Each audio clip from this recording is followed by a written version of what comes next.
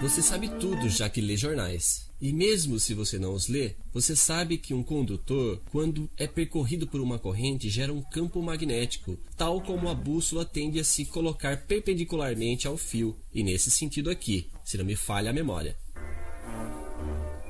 Para saber isso com exatidão, vamos pedir ao Sr. Ampère que se deite sobre o fio, de forma que a corrente lhe passe pelo pé. Pobrezinho. Temos assim um campo magnético percorrer de sua direita em direção à sua esquerda. Obrigado, Sr. Ampère. Mas, já que uma corrente gera um campo magnético, nossos senhores diziam que, reciprocamente, podíamos esperar que um campo magnético convenientemente disposto ao redor de um fio gerasse uma corrente. Mas, bem, isso não funciona. Ou melhor, sim, isso funcionou, mas somente quando aproximávamos ou afastávamos o campo magnético do fio. Então, antes de continuar, é preciso que tudo isso esteja bem claro.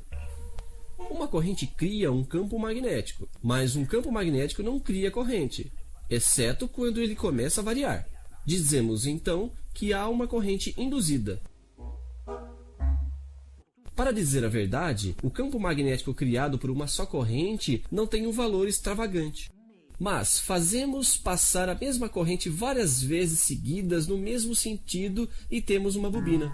Essa bobina, quando percorrida por uma corrente, vai criar um campo magnético. Uma variação de campo magnético nos arredores dessa bobina vai criar uma corrente induzida. Agora, se você quiser, nós iremos inserir a bobina em nosso circuito elementar. Assim que fechamos o circuito, a corrente atravessa a bobina. Um campo magnético aparece. Ele passa de nada a não sei quanto. Portanto, variação. Ora, quem diz variação de campo, diz corrente induzida. Então você vai dizer, essa variação de campo deveria, então, em toda a sua lógica, induzir uma corrente dentro dessa mesma bobina. Bem, sim. No momento do fechamento, aparece uma corrente induzida no sentido inverso à primeira.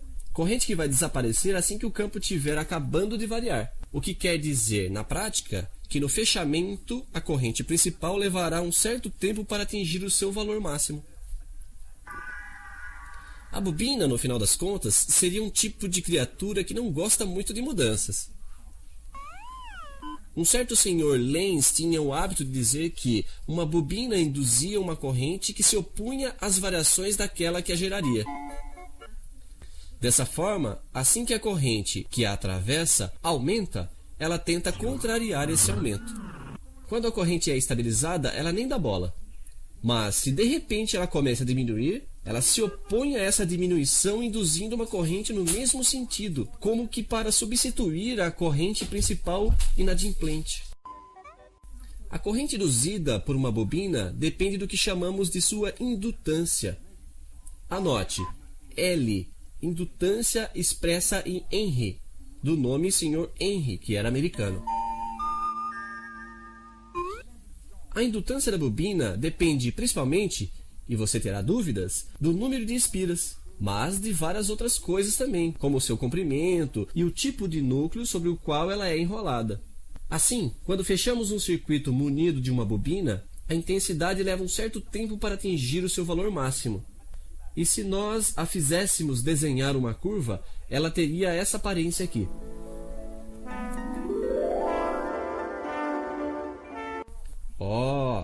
Já que a bobina é capaz de induzir, de fabricar uma contracorrente, isso significa que nesse momento ela se comporta como um gerador.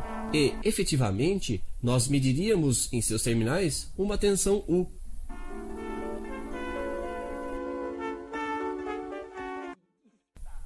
Que desaparece, certamente, assim que a corrente principal é restabelecida. Compare as curvas. Você verá que a intensidade máxima está atrasada em relação à tensão máxima. Assim, a bobina, como seu companheiro capacitor, são criaturas que se interessam às variações. No momento do fechamento, o capacitor deixa, primeiramente, passar a corrente. Depois, ele não deixa passar ao final de um certo tempo. A bobina, por sua vez, tenta, primeiramente, impedir a passagem da corrente. Depois, ela deixa passar ao final de um certo tempo. Não nos resta mais nada além de ver o que se passa com uma fonte alternada, quando nossos dois companheiros se encontram no mesmo circuito.